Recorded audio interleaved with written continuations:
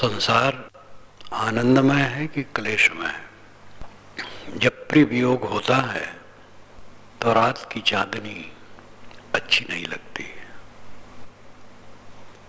और दिन का सूरज अच्छा नहीं लगता, सुंदर भवन अच्छा नहीं लगता, सब लगता है कि कांटे खाते हैं। और जब प्रिय मिलन होता है तो चांदनी आनंददायक लगती है, सूरज आनंददायक लगता है और सारी सृष्टि आनंददायक लगती है। मन की वृत्ति जब उलझी रहती है तो सब दुखदायी लगता है और मन की वृत्ति जब सुलझी लगती है तो सब सुखदायक लगता है। और जब मन की वृत्ति ये सबसे ऊपर उठ जाती है तब ना आनंददायक है ना क्लेशदायक है, सब एक प्रवाह है, सब परिवर्तन है, बनता है बिगड़ता है, बनता है बिगड़ता है, यही हो रहा है। पानी के बुलबुले तत्काल बनते और मिटते हैं। जहां धारा तेज है या प्रपात है वहां देखिए बुलबुले बनते और मिटते, बनते और मिटते, तत्काल तत्काल। महाकाल के बीच में ये सारी निर्मित वस्तुएं बुलबुले की तरह हैं जो बन मिट रही है।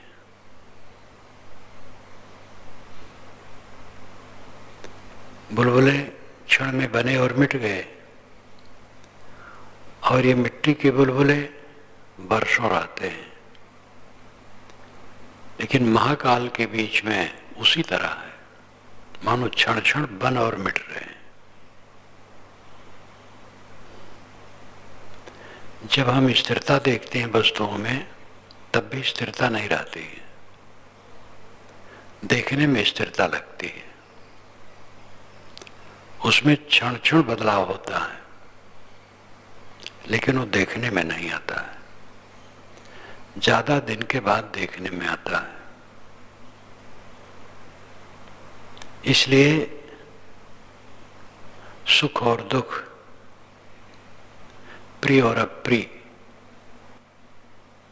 दोनों से ऊपर उठा हुआ चित्त न इसको आनंददायक समझता है न क्लेशदायक, सब प्रवाह रूप देखता है। प्रवाह रूप देखने से उसका चित्त सुबस हो जाता है। निर्वेद और कर्म न समझने वाले आपस में इसको विरोधी समझते हैं, निर्वेद और कर्म। कर्म जो जीवन में किया जाता है, निर्वेद ग्लानि वैराग्य, सब कुछ की नश्वरता दुख रूपता देखकर वैराग्य, ये निर्वेद है। श्री पूर्ण साहिब ने कहा, दृढ़ निर्वेदन जाको भयो सोई मोक्ष बड़ भाग्य। जिसके चित्त में दृढ़ निर्वेद आता है वो मुमुक्ष बड़ भागी है। दृढ़ निर्वेद यानी उत्कट वैराग्य। निर्वेद का मतलब है अच्छी तरह से वस्तुओं को देख लेना और अच्छी तरह से देख लेने पर वो सारहीन हो जाती है। हम अच्छी तरह से देख नहीं पाते, स्थूल दृष्टि से देखते हैं। शरीर को अच्छी तरह से देख लो तो घृणा के अलावा इसमें क्या है। चाम ऊपर लपेटा है चिकना चिकना, उसी को हम देखते हैं। चाम के नीचे ही जो नसें हैं पतली पतली मोटी मोटी, उसमें रक्त बहता है। चाम को हटा देने पर यह शरीर लिबलिबा दिखाई देगा और उसके अंदर उसको हटा करके मांस और फिर हड्डियों का कंकाल भयंकर। किसी हॉस्पिटल में जाकर के देखिए तो वहां मनुष्य के पूरे आकार को दिखाया गया है। पहले स्वस्थ शरीर, फिर चाम हटा करके, फिर ऐसे ही कंकाल को दिखाया जाता है। वही ये शरीर है जिसको हम लोग ढो रहे हैं। ठीक से देख लेने पर इसमें निर्वेद के अलावा क्या होगा? निर्वेद यानी वैराग्य। जीवन की पूरी समाप्ति देख लो तो जीवन से निर्वेद के अलावा क्या होगा?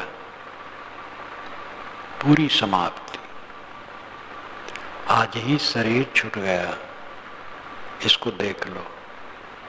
कौन बैरमोह होगा? किससे कला होगा? किससे लड़ना होगा? और शरीर जब छूटेगा आज रहेगा, आज ही शरीर छूटेगा। ये निर्वेद हुए बिना कोई अनासक्त नहीं हो सकता है और अनासक्त हुए बिना कोई शांत नहीं हो सकता है। दूसरा कर्म पक्ष है। कर्म इतना प्रबल है कि उसको हटाया नहीं जा सकता। एक कर्म है बंधन, राग द्वेष पूर्वक कुछ करना, वो बांधता है, बिल्कुल हल्का। राग द्वेष पूर्वक कर्म हमें बांधते हैं। राग द्वेष से रहित कर्म जीवन के लिए जरूरी है। अगर आदमी कर्मशील नहीं है तो पहली बात तो रोगी होगा। वो मेहनत नहीं कर रहा है तो रोगी होना उसको पक्का है। इसलिए मेहनत करना चाहिए। कुछ लोग ऐसे हैं कि शरीर से मेहनत करने को उनको चांस नहीं है, तो उनको भ्रमण, व्यायाम, आसन ये सब करना चाहिए। हमारा शरीर 24 घंटे में 2 बार थके तो अच्छा है, नहीं तो 1 बार तो थक जाना चाहिए। कर्म की मांग है इस शरीर में। विशाल देव ने एक बार कहा था बात करते करते, जीवन में निरानंद जीवे तो नहीं है।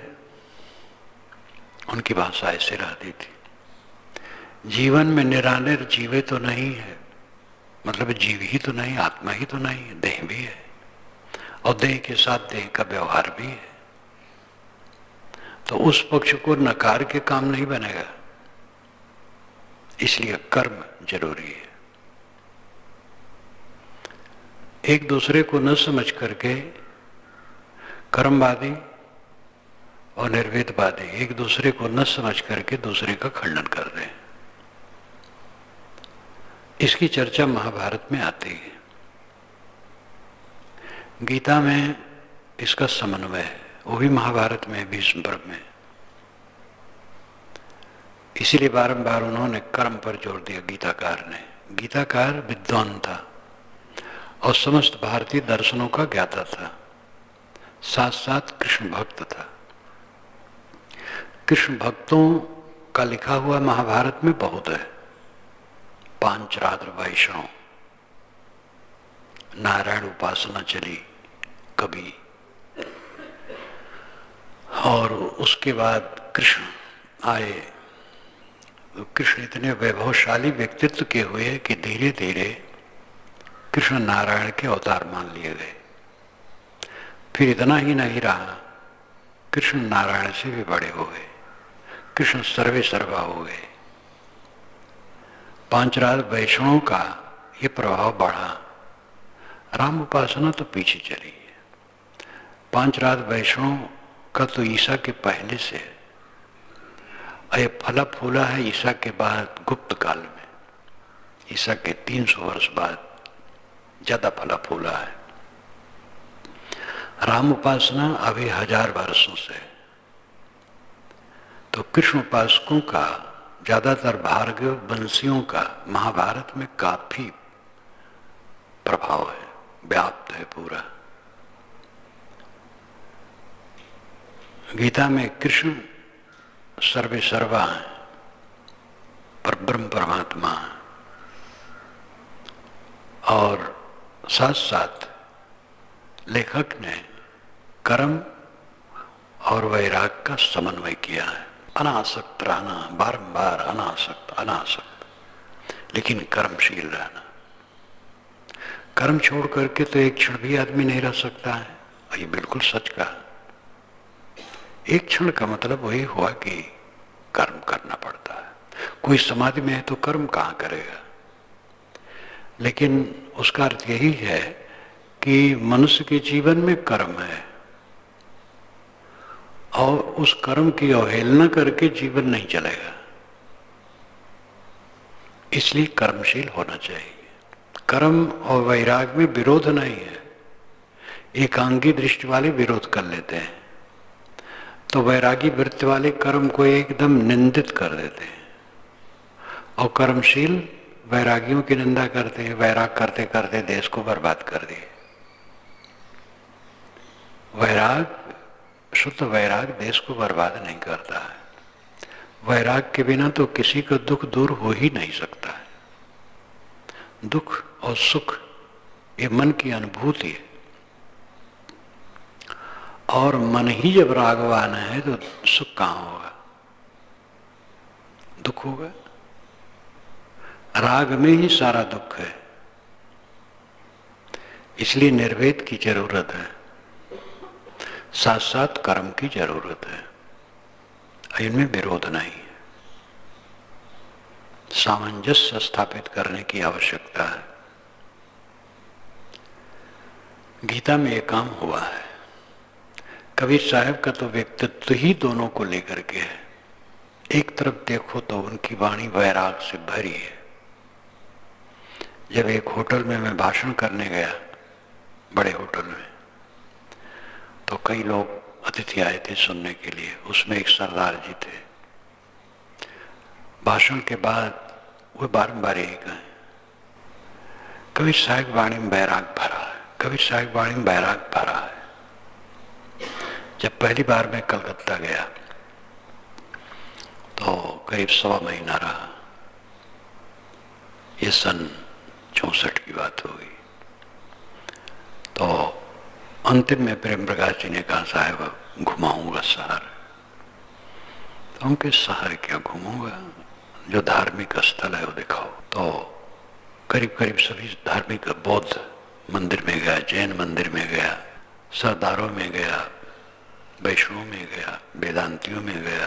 तो जब गुरुद्वारे में गया तो ग्रंथी ने कहा, ज्ञानी ने, कि महाराज जब कबीर वाणी आती है तब प्रवक्ता कहता, सावधान कबीर वाणी आ गई। कबीर वाणी वैराग से भरी है, और साथ साथ कर्म, उनका जीवन ही कर्म में था। वैराग और कर्म, निर्वेद और कर्म, ये दोनों का सामंजस्य साहब के व्यक्तित्व में ही है, और वाणी में, सब में है। वह समन्वय नहीं कर रहे थे, स्वयं समन्वित थे।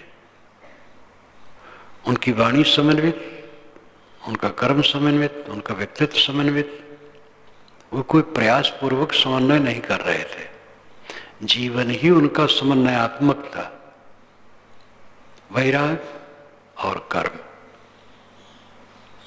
एक दूसरे को न समझ करके बड़ा नुकसान हुआ है। कर्मवादियों ने वैराग को बहुत धिक्कारा, और वैराग वालों ने कर्म को बहुत धिक्कारा है। विवेकवान कर्म और वैराग दोनों का समाहार करते हैं। जहां पर विवेक पूर्वक कर्म है और वैराग्य है, वहां न सुख है न दुख है। सुख दुख से कोई परे, परम पद सो पद है सुखदाई। ये साहब की एक पंक्ति है। सांसारिक सुख और दुख से परे परम पद है, वो सच्चा सुखदाई है।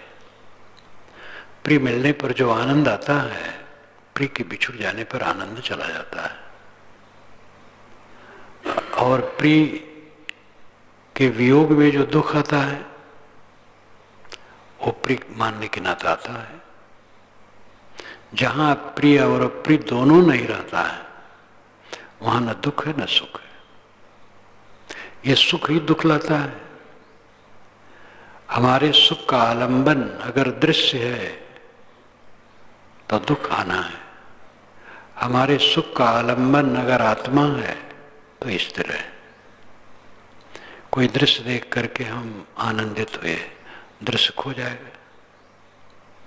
किसी उद्यान में, किसी भवन में, किसी बड़ी सभा में जगमगाती हुई, समुद्र तट पर झरने, नदियां, रेगिस्तान, हिमालय, जहां भी अच्छा मानते हम हों, वहां जाएंगे आनंद आ जाएगा। लेकिन वो छूटेगा, आनंद खत्म हो जाएगा। इस पर मुझे याद आ जाया करती है, जब मैं दक्षिणी भारत गया, कन्याकुमारी में समुद्र तट पर खड़ा हुआ तो जो भक्त मुझे बुलाया था वो पानी में चला गया, जंघाभर पानी में। कहा साहब समुद्र के पास आता हूं तो मैं इसमें आ जाता हूं, बहुत आनंद आता है। मैंने कहा तुम्हें 24 घंटा इसमें खड़ा रखे तो आनंद तुम्हारा बहुत बढ़ जाएगा। तो हंसने लगा, कहता तो आनंद नहीं रहेगा। हम क्यों, वो क्षणिक आनंद है। समुद्र में तुम खड़े हुए लहरा रहे हैं, देख रहे हो, आनंदित हो। ऐसे में खड़ा रखे कोई 1 घंटा 2 घंटा फिर 24 घंटा, तो क्या दशा होगी? कहता तो आनंद नहीं रहेगा। तो आनंद का आधार अगर दृश्य है तो क्लेश में बदलेगा, ये पक्का है। आनंद का आधार शांति है, आत्मा है, स्वरूप स्थित है, अंतर्मुखता है, तो स्थिर है। इसीलिए आनंद भी अंतिम कोश मान करके उसका खंडन वेदांत ने भी किया है। ये विवेक चूड़ामणि में बता दिया गया है। और उसे पारखी संत तो कोष्टक का वर्णन पहले से खूब करते थे। त्रिज्या में कोष्टक का वर्णन है, शायद श्री काशी साहब ने जोड़ दिया है। और पारखी संत इन सब का विवरण पुराने पारखी करते थे। अन्नमय, प्राणमय, मनोमय, विज्ञानमय, आनंदमय, आनंदमय क्लेश, आनंदमय कोश। प्रिय मिलने पर आनंद होता है, प्रिय पदार्थ, प्रिय प्राणी, प्रिय परिस्थिति में आनंद होता है। गाढ़ी नींद में आनंद का पूरा प्रकाश रहता है, लेकिन जागृत अवस्था में अनुकूलता में आनंद रहता है और वहां पर प्रतिकूलता का भय लगा रहता है। इसलिए आनंद निर्विघ्न नहीं रहता है। गाढ़ी नींद में निर्विघ्न आनंद रहता है। आनंदमय कोश का पूरा पूरा प्रकाश गाढ़ी नींद में रहता है, लेकिन वो भी क्षणिक है, जग जाने पर खत्म है। इसलिए आनंदमय कोश का भी त्याग। जो स्वरूप स्थित का आनंद है वो लौकिक आनंद से रहित है। वो हिलोरे वाला आनंद नहीं है, तरंग वाला आनंद नहीं है, निस्तरंग आनंद है, शांत। इसलिए शांति शब्द गंभीर है। शांति शब्द से जो भाव व्यक्त होता है वो गंभीर है। शांत में तरंग नहीं है, स्थिरता है। तो ये संसार आनंदमय है कि क्लेशमय है? जब चित्त सुलझा रहता है तो सब आनंद में लगता है, और चित्त उलझा रहता है सब क्लेश में लगता है। एक सेठ है, युवक, सुंदर पुत्र को गोद में लिया है, कुर्सी पर बैठा है, टेबल पर व्यंजन परोसा गया है, जीमता है, बच्चे को भी पुचकारता है। पत्नी सामने खड़ी उसको देख करके आह्लादित है। भवन सब कुछ सामग्री अरबों की तादाद में सब बनी है, खूब आनंदित है। इतने में फोन आ गया, उठा लेता है। मैनेजर ने कहा अमुक व्यापार में 2 करोड़ का घाटा हो गया। अब उसको पसीना आ गया, बच्ची को अलग कर देता, अच्छा नहीं लगता है, व्यंजन भी अच्छा नहीं लगता है, हाथ धो लेता है, बिस्तर पर पड़ जाता है। पत्नी कहती क्या हो गया? अरे घबराओ ना, हो गया ठीक है, सांत्वना उसको देता है, लेकिन बेचैन है, उसका सुख एकदम उड़ गया। 10 मिनट के बाद मैनेजर फोन करता है, मुझसे भूल हुई, 2 करोड़ का लाभ हुआ है। बस आनंद आ गया। ऐसा चक्कर है आनंद का। दृश्य अवलंबित आनंद क्षणिक है और दुख को निमंत्रित करता है। दृश्य से अतीत आनंद स्थिर है और उसमें दुख का निमंत्रण नहीं, केवल सुख सुख है। इसलिए दृश्य से ऊपर उठो। जिसकी दिव्य दृष्टि हो जाती है, दिव्य दृष्टि का मतलब है तत्व विवेक। जो चाहो निज तत्व को शब्द ही ले परख। तत्व विवेक का मतलब है सत्यता का विवेक। तत्व कहते हैं अंतिमी सार को। चेतन को भी, जड़ को भी तत्व कहा जाता है, चेतन को भी तत्व कहा जाता है, लेकिन रस्म ज्यादा है जड़ को तत्व कहने का, लेकिन चेतन को भी तत्व कहा जाता है। और तत्व कहीं के लिए भी सत्यता के लिए कहा जाता है। तो तत्व विवेक जिसको हो जाता है, अनुकूल प्रतिकूल दोनों से ऊपर उठ जाता है। ना अनुकूल रहेगा ना प्रतिकूल रहेगा, सारा दृश्य नहीं रहेगा, ये प्यारे लोग नहीं रहेंगे, निंदा करने वाले नहीं रहेंगे, अपना माना हुआ शरीर नहीं रहेगा, हम भविष्य की बात करते नहीं रहेगा, नहीं है। ऐसा विवेकवान निरंतर देखता है। तो सब कुछ को बदलता हुआ पानी के बुलबुले की तरह उठता पचता हुआ देखता है।